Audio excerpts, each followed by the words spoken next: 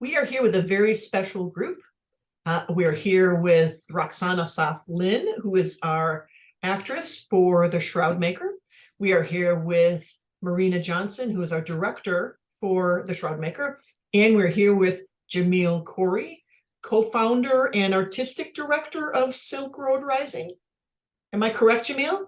Technically now co-executive artistic director. So There Malik we and I have go. blended our yes. I love it. I love the evolution of that. That's an interesting thing. We're going to start with Marina. So, Marina, I remember you telling me this wonderful story of reading the play Precious Stones and how it impacted your ideas of the kind of work you wanted to do going forward. Yes. So I was in my MFA for directing, and I was trying to figure out plays that really spoke to me because I was trying to decide what my thesis production would be. And I felt like others were really gravitating towards Shakespeare and Chekhov. And I think that's interesting and exciting in different ways, but not for me. And it wasn't the story I wanted to tell. And I had an advisor who said, go find the people who are telling the stories that you want to be part of telling. And I found a book that had Precious Stones in it. And I read about Silk Road Rising, and I was like, oh, first of all, there's a company that's making this work. And can I go see this company? Can I go be part of what they're doing? Which later, fortunately, was something that was able to happen. But Precious Stones was a play that when I opened it, I didn't know that theater could tell a story in this way, where I was truly holding the script in front of me and laughing and crying and feeling so moved that when it ended, I thought, well, now what? I need to be in conversation with these people. And little did I know that fortunately, years later, I would actually get to be in rooms with Jamil. And Jamil, I mean, Silk Road Rising is how Patrizia and I met. We worked on Twice, Thrice, Thrice, played by Dr. Fouad Taimur. But the feeling of that play and knowing that there were people who were telling these stories felt like an invitation to really be able to continue to say, oh, this is something that people are doing. There is space being made, and that space that I can help sort of further cultivate in my own ways.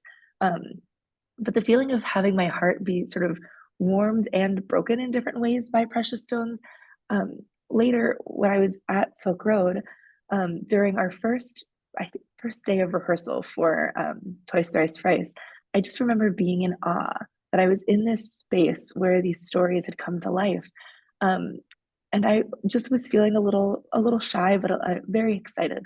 And Malik said to me, we were sort of engaging in a conversation, and I said, I can't believe I'm in this place that has been home to so many amazing voices and has really fostered them. And Malik said, this is your home now too. And I thought, wow, like this warmth, this generosity that has worked to start a movement and be part of a larger movement too. And really, Jamil, when you speak about theater movements, I'm always so excited in the ways that you express sort of the lineages from which Silk Road has inspired and been inspired by different theater lineages, which you always speak to and I'm sure can speak more to. But I'm just really grateful to be part of that lineage and to work to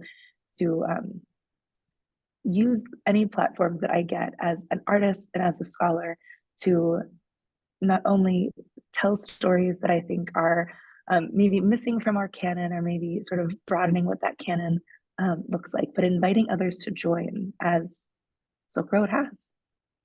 And for you, can you see the connection between the experience of reading Precious Stones, then are working on Twice, Thrice, Thrice with Silk Road Rising and Shroud Maker? Is there a through line for you? Absolutely. I mean, International Voices Project has this mission of bringing international voices to the stage, right? And so also saw a gap in the archive and the repertoire and said, how can we seek to fill this? Because I think something that we all know in this room is that if we're not seeing these voices on the stages in the West, it's not because the voices aren't there. It's because they haven't been given a platform in different ways. And so I see that arc very clearly now. And I'm so grateful as I look back to say, like, wow, okay, there was this thing that I was able to follow because of the work that others have done for me. So I'm also grateful because theater puts us in community with each other. We get to collaborate and be in spaces with collaborators. And I think that's where new work is really generated. And so I'm very grateful to be in this space with you all as we're looking at the next project together. It's a really great way to put it. One of the other interesting connections with Precious Stones is that one of the actors in Precious Stones is also our actor in The Shroud Maker, and that's Roxane Assaf-Lynn. Roxane, yesterday, I got to hear you on stage. You got to be on stage for the first time on the stage we're going to perform on. How was that? What did that feel like? It was reassuring, to be honest. I love that institution. Chicago Dramatists, I believe, was also host to our rehearsals for Precious Stones back in 2002 and 2003 when we opened. And I was really finding it a little daunting that I would be expected to speak for 75 minutes off book from this marvelous text. And I always had the sense that if I could get these spaces into my body and get my body into the space, the imaginary spaces and the real space, it would come to me. One moment of the scene would move to the next moment gracefully without this hard knocks task of memorization and recitation. And that's exactly what happened. I mean, it just snapped together once I understood the layout and the design. Marina was good about introducing me to the look of the design during our Zoom rehearsal process. So I wasn't, Marina's good about like letting you down, like setting you down lightly in the next difficult thing you're about to do. She's an actor. So if I understand correctly, her decision to move into direction was motivated by this need to let these voices be heard.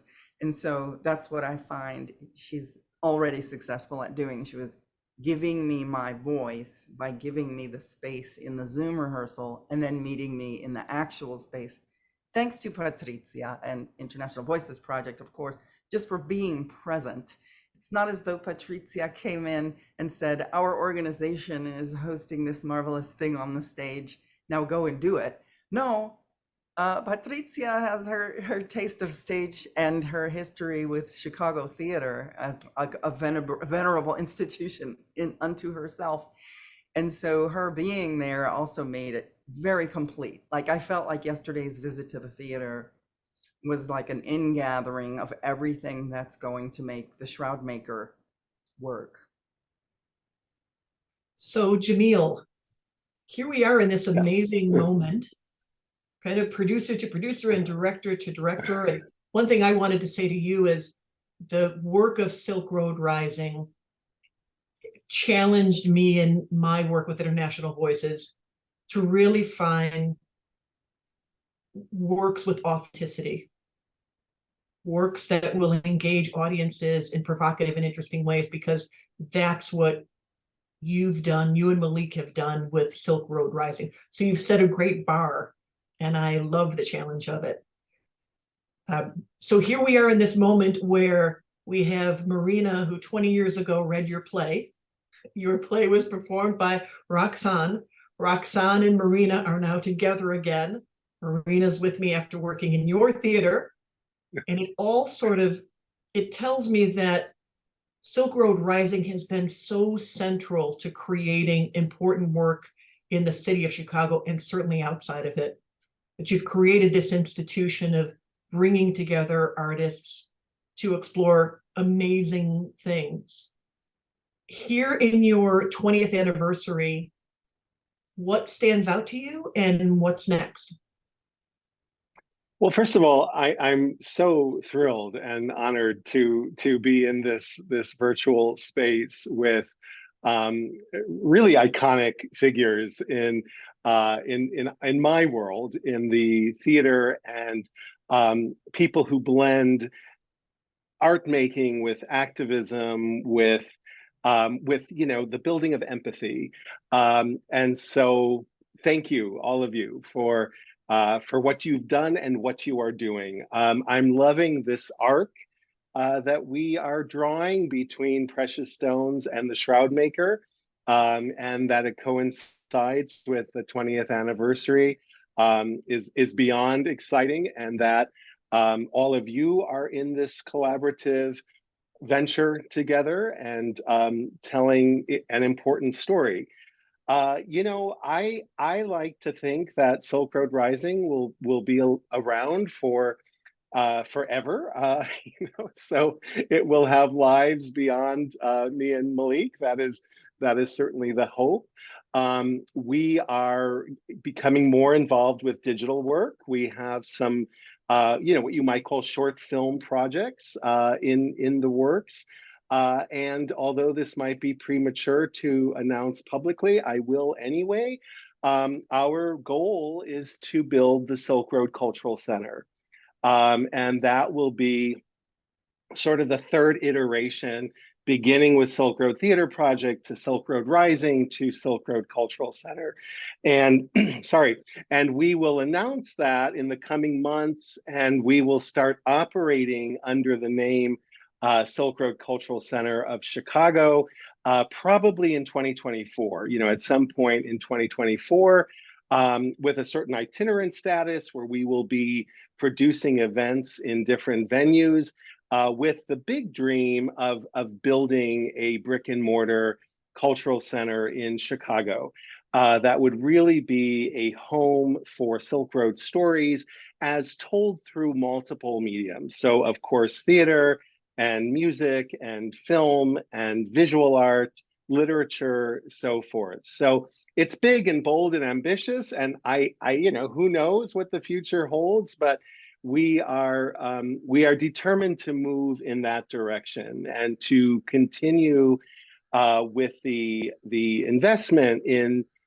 this kind of storytelling that also is somehow adjacent to creating change, and to really expanding how we talk about the American story, the global story, and what voices have historically been excluded, misrepresented, in many cases maligned, and how do we challenge that, and how do we change that?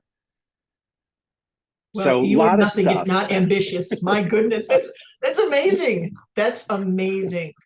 And the opportunities you're going to make for artists that we haven't even met yet, and is remarkable. One of the things that appealed to me about this piece, as you mentioned, is bringing to the stage underrepresented communities, underrepresented voices. And certainly our playwright is one of those underrepresented voices on Chicago stages. That's what makes Shroud Maker so exciting for me. One of the things I've really appreciated in this process is a particular passion for the work between Marina and Roxane. Because just as you mentioned, Jamil, they come not only with the artistic, but the passionate and the sense of the political and the urgency. It's all wrapped up in this piece. So that's what makes this such a wonderful process with all of you. And I feel so grateful to be doing it with you. Anyone want to add anything from what they've heard or respond to anything that somebody else said? It's actually very, Patrizia and I met with the word kismet in the air, bounced back and forth with Yes. why this invitation to audition for this came at just the right moment. But ever since then, so many other little planetary alignments keep happening that I really do think that this was an intended, like a meant to be kind of experience. My last 4 years were spent taking care of my father's physical and mental health and enjoying his company. As he died in the middle of last year, all the months in planning his burial were, freighted with that experience of how he's going to be buried, where he's going to be buried, and the material of burial. And I just thought January was going to come with a big sigh and a pushing aside of all things death related. And then I would just throw parties and do my day job and move on. I'm doing a play that's about a woman making shrouds to wrap the dead. And it's a comedy. And it's about real people who died and were killed and slain in a political tragedy that we know as Palestine and the fate of Palestine under the Israeli occupation. So, since that's my political passion, aside from newly born political passions for everything from climate change to ending the war in Ukraine, I am just blessed that this came at this particular moment when my concentration was on the appropriate way to end a life, to draw the conclusion to someone else's life, someone very important to me. And I'm getting this opportunity to express this creative thing by Ahmad Massoud, which ties together history and politics and humor and real life experiences so that it continues to ground itself in something very real. Real for me, real for the mission of International Voices Project, real for the life mission of this inspired young director, Marina Johnson, who is just wise beyond her years and brings so much academic standing to everything that we do and history on the ground in the region. And of course, Jamil, who started Silk Road Theater Project, that gave me the opportunity as a person who had been in Palestine and wondering where to put that voice, gave me the opportunity to just tell that story on the stage right after 9/11, when we really needed to humanize voices from that region. So, and also tell the story of Israel-Palestine and the conflict there. So, Kismet, that's my final word on that. Just meant to be. Marina, did you want to add anything? That was really beautiful, Roxane. Mhm. Sometimes people ask, theater, can theater make a change? And I think that we in this room are very much aligned on yes. But seeing theater specifically as cultural resistance, as using story, this particular play by Ahmed Massoud uses the structure of the Hakawati. So the storyteller who you might not have heard about in a theater history class in Western classes, but went around telling the story and is sort of the keeper of stories of different villages and different places throughout the course of history. And so playing with that cultural tradition as a way of making sure that stories and the stories of particular people that we don't get to hear often on Western stages are told. I think that's a really beautiful piece of activist work, is making sure that the cultural landscape is speaking to what needs to be heard by different audiences and then also what wants to be told. So very grateful for this opportunity to be part of this cultural resistance with this group of people. Jamil, did you want anything? Yeah. You know, I think back to that 7-week run. I believe it was a 7-week of Precious Stones, and by the third week there was this tremendous word of mouth. And this is, to the credit of Roxane and her co-star Nicole, and the wonderful direction of Malik Najjar, and the entire creative team, that there was such an excitement about a story that people had not heard before or imagined hearing before.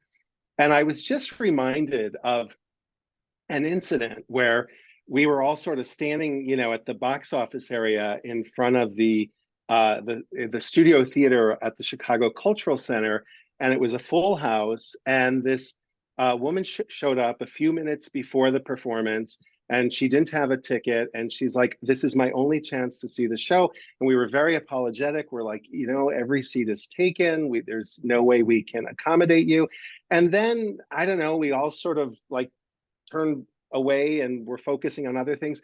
And she pushed open the door of the theater, and she went in and she stood and she watched the whole performance. And we were like, fine. But, and afterwards she said, there was no way I was not going to see this show. I needed to be here. And that is one of those moments in theater making when we are all reminded of the potential impact and the potential for a human connection, and just, you know, that determination that these guys aren't telling me I'm not seeing the show tonight. And you know, I think that we were really fortunate enough to have created something akin to magic in that run. And you know, I hope I'm not sounding too self-congratulatory, but I'm just so proud of that energy and that spirit. And it was once again about, you know, the hunger in audiences, which a lot of theater companies, I'm sorry to say, do not give their audiences enough credit, that there really is this desire to hear perspectives and to connect with experiences that we have somehow been shielded from, or, you know, that have not made it to our stages. And so I want to applaud the work that you're all doing with the Shroud Maker. And, you know, it is a new chapter and a next chapter. And I am very confident that you are going to touch a lot of lives. So, you know, brava in advance. I know, I know the show it has not yet opened, but I'm imagining all sorts of great energy out there. So Well, we thank you. appreciate you bringing us all together, because ultimately we're all together because of you.